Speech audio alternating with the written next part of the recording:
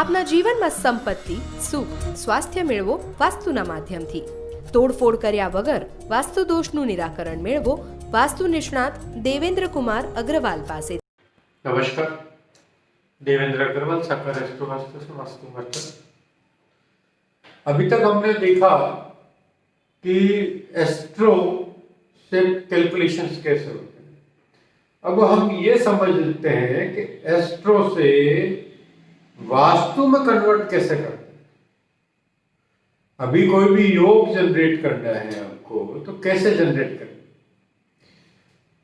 किसी को धन संबंधी समस्या है, धन संबंधी समस्या, मनी संबंधी समस्या, बंदा आया अपने पास कि मेरी धन की प्रॉब्लम सॉल्व नहीं हो रही है, या धन नहीं कमा पा रहा मैं, या इनकम नहीं हो रही, या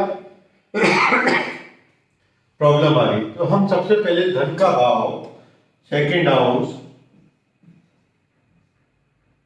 हम लोग पकड़ते हैं, मार्स, मरकरी और मून, और धन का बेनिफिट 11th हाउस, क्योंकि धन समस्या जब भी खत्म होगी जब उसको डिजायर धन मिलेगा।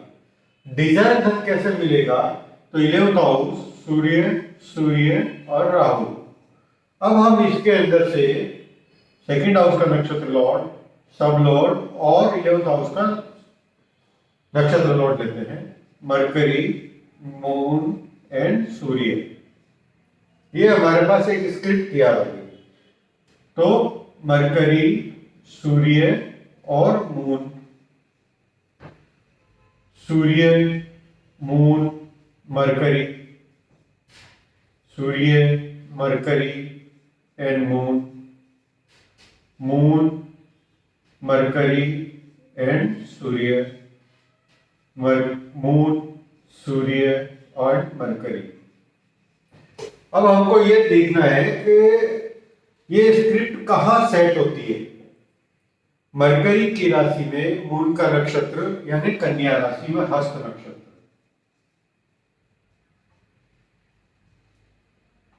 मरकरी की राशि में सूर्य का नक्षत्र नहीं आता, सूर्य की राशि में मून का नक्षत्र नहीं आता, सूर्य की राशि में मरकरी का नक्षत्र नहीं आता, और मून की राशि में मरकरी यानी कर्क राशि, ज्येष्ठा नक्षत्र,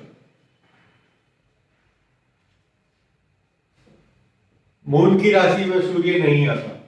यानी इस बंदे को दो योग बनते हैं। पहला योग ये बना, दूसरा योग ये बना। पहला योग बना मरकरी, मून और सूर्य, दूसरा योग बना मून, मरकरी एंड सूर्य। अब हमको ये देखना है कि मरकरी, मून, सूर्य और मून, मरकरी, सूर्य कर्क राशि और कन्या राशि। कर्क राशि का मतलब हुआ 90 से लगा के 120 डिग्री से इसको एक तो पैसा मिलता है, उसमें भी कब मिलेगा, 104 डिग्री टू 120 डिग्री के बीच में मिलेगा। 104 से 120 में कब मिलेगा, वो भी समझने वाली बात है।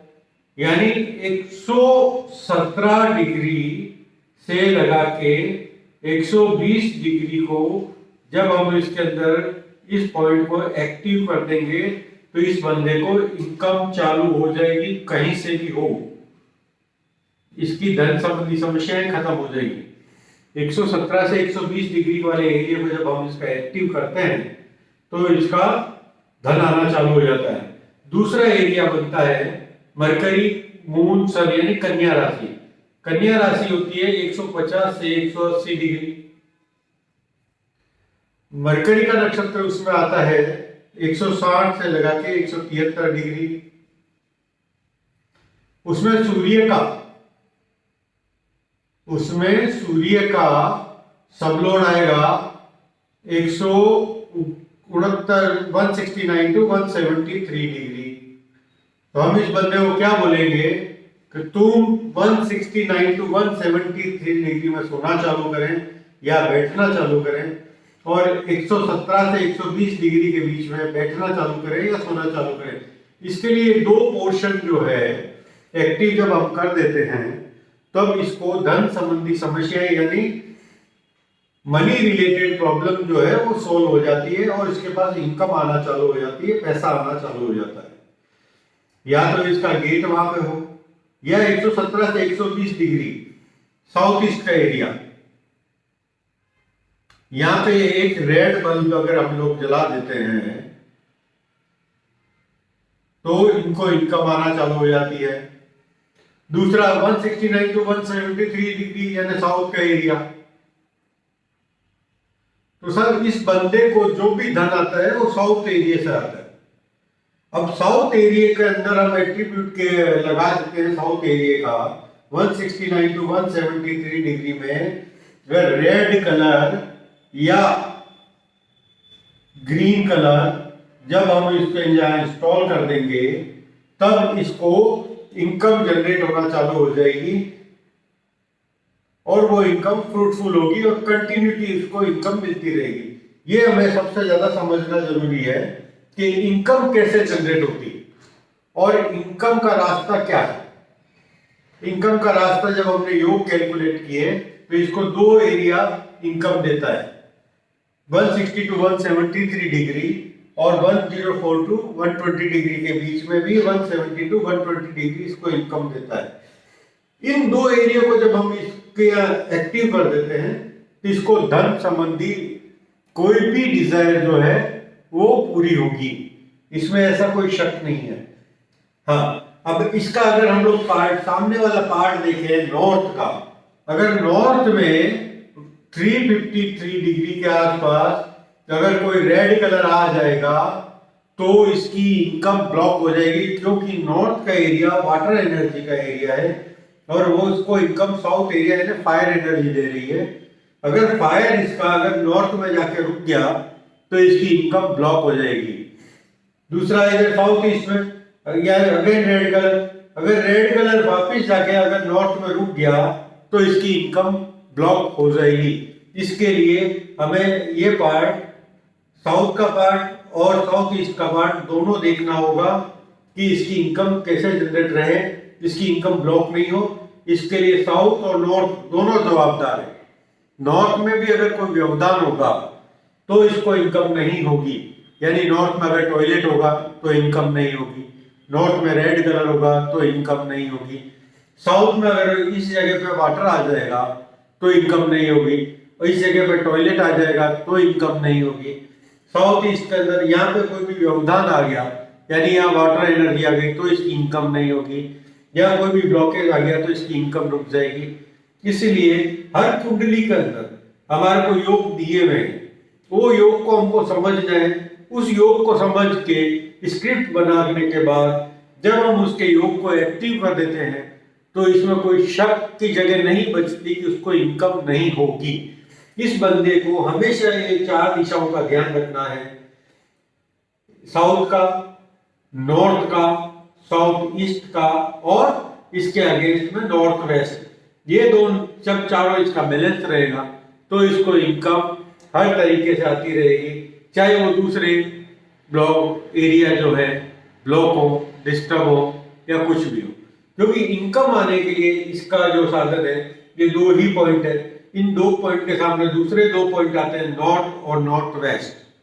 नॉर्थ वेस्ट में इसका अच्छा चाहिए और नॉर्थ भी अच्छा चाहिए, तब साउथ में और साउथ ईस्ट में इसकी इनकम कंटिन्यू जनरेट होती रहेगी।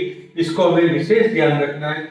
किसी भी कुंडली में या किसी भी बंदे का वास्तु करने से पहले हमें यह जानना जरूरी है कि उसको इनकम कौन सा एरिया दे रहा है जो कुदरत ने इसको लिख के दिया है। कुदरत ने जो लिखा है वो ही फाइनल है। इसके अलावा दुनिया की कोई ताकत ऐसी नहीं है जो इस दूसरे को इनकम दे सकती है या कोई भी योग दे सकता है। कुदरत ने जो योग बना के दिया है वो ही योग काम करेगा। इसके लिए इस बंदे के लिए 169 to 173 डिग्री का एरिया बहुत बड़ा मायना मैटर करता है। दूसरा इसको 117 से 120 डिग्री का एरिया बहुत बड़ा मायना करता है। ये दोनों एरिया इसका साइज होना चाहिए इसके सामने इसका नॉर्थ वेस्ट का एरिया और इसके सामने इसका नॉर्थ का एरिया, वहां पे भी कोई एंटी एलिमेंट, कोई ब्लॉकेज या किसी भी तरह का कोई इश्यू नहीं आना चाहिए। जब अगर इश्यू नहीं आएगा तो इस बंदे को इनकम हमेशा आती रहेगी। कैसे आएगी? वो उसको कर्म करने के रास्ते अपना मिलते चले जाएंगे, क्योंकि पैसा तो कर्म से ही आता है। इसका कर्म ऑटोमेटिक चलता रहेगा, क्योंकि इसको इनकम आनी है तो कर्म के रास्ते भी खुलेंगे। कर्म के रास्ते जब खुलेंगे तो इनकम आती रहेगी। ये हमें विशेष ध्यान रखना है। हमको जब भी वास्तु करना है तो इसको कैलकुलेशन करके ही उस बंदे के लिए वो वास्तु करना है, उसको वास्तु एस्टैब्लिश करना है। पहले जहां तक हो सकता है हमें एडवांस यूटिलाइजेशन नहीं करना है। छोटी सी चीज से उसको इनकम जनरेट करा देनी है। अगर उसको इनकम जनरेट हो जाती है तब उसको जब फ्लाई करने की जगह होती है, जब उसको और उड़ान भरने की जगह होती है, तब हम जाके उसको एडवांस यूटिलाइजेशन करते हैं। उससे उसको डिजायर रिजल्ट और डिजायर अचीवमेंट्स मिलते हैं। ये हमको विशेष ध्यान